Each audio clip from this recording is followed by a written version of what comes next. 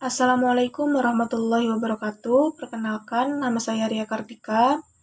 Saya dari Prodi Ekonomi Syariah, kelas E semester 3 dengan NIM 2014120342. Di sini saya akan memaparkan sedikit tentang artikel yang telah saya buat dari mata kuliah Hukum Perikatan.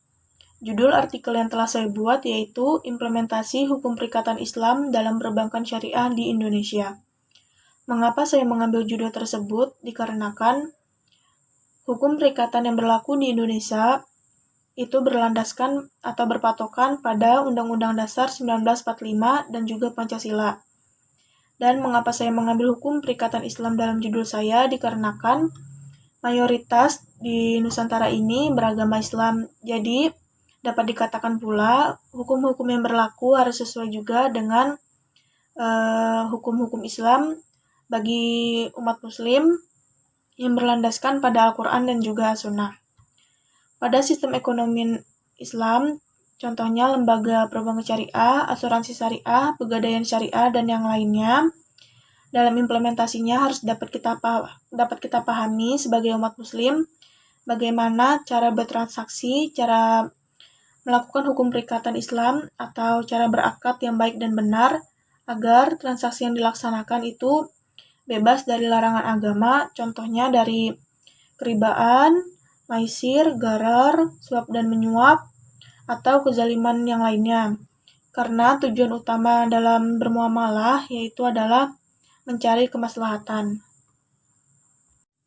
Konsep pada perbankan syariah yang menjadi dasar dalam operasinya adalah dilarangnya atas bunga bank dan menggunakan bagi hasil atau profit and loss sharing untuk penggantinya. Ulama Islam menjelaskan bahwa dilarangnya bunga dikarenakan dapat menyebabkan ketidakseimbangan atau ketidakadilan dalam sistem ekonomi masyarakat. Dan sebaliknya, dalam perbankan syariah, konsepnya didasari oleh prinsip kerjasama, keadilan, jujur, dan mencari maslahah dan keuntungan yang halalan thayyiban. Dalam artikel ini akan dibahas lebih lanjut tentang keabsahan hukum perikatan Islam di Indonesia dan apa saja asas-asas dan prinsip dalam hukum perikatan Islam yang diterapkan agar suatu akad dapat dikatakan sah dan sesuai dengan syariat Islam. Metode penelitian yang saya ambil dalam pembuatan artikel ini yaitu adalah metode kajian pustaka yang berisi tentang teori-teori dari buku, jurnal, maupun sumber dan informasi relevan lainnya pada penelitian ini. Langsung saja masuk ke dalam pembahasan. Pengertian hukum perikatan Islam. Perjanjian dapat dikatakan keterkaitan antara hukum yang dihasilkan dari kesepakatan oleh dua belah pihak yang disebut dengan komitmen atau perjanjian dalam melakukan sesuatu antara keduanya. Pada hukum Islam kontemporer, perikatan padanan kata dari bahasa Arab yaitu iltizam, sedangkan kontrak atau perjanjian padanan katanya yaitu adalah akad. Pada pelaksanaan kontrak dapat akibat hukum pada objeknya yang ditimbulkan dari ijab kabul yang telah dibenarkan oleh syara. Pada abad ke-19, Indonesia mulai berlaku lagi hukum Islam apabila mereka beragama Islam.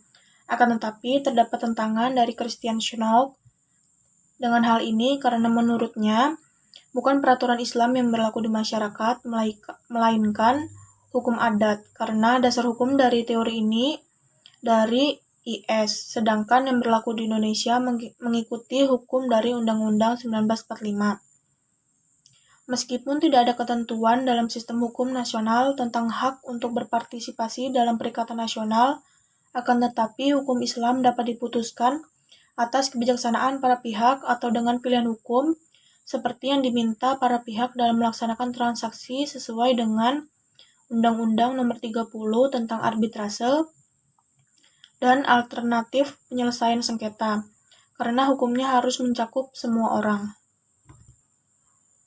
Keabsahan hukum perikatan Islam terdapat 4 rukun dan syarat perjanjian syariah. Yang pertama yaitu ijab dan kabul, yang kedua adanya objek kontrak, yang ketiga adanya al-aqidain atau subjek kontrak, dan yang keempat ada tujuan kontrak. Pembahasan selanjutnya yaitu asas-asas dalam hukum perikatan Islam. Terdapat beberapa asas yang menjadi patokan dalam hukum perikatan Islam. Di antaranya yaitu ada asas tauhid, asas kejujuran, asas keadilan, asas kesetaraan, ada asas tertulis, dan asas kepercayaan. Adapun asas perikatan yang bersifat khusus dan mengakibatkan hukum di dalamnya yaitu asas kerelaan, asas mengikat, asas keseimbangan, asas kepastian hukum, dan asas kebebasan berkontrak. Pembahasan terakhir yaitu prinsip hukum perikatan Islam pada perbankan syariah di Indonesia. Implementasi perikatan dalam perbankan syariah yaitu menerapkan prinsip yang sesuai dengan syariat Islam dan dalam menyediakan layanan yang didasarkan pada fatwa DSN MUI dan undang-undang yang mengatur tentang perbankan syariah.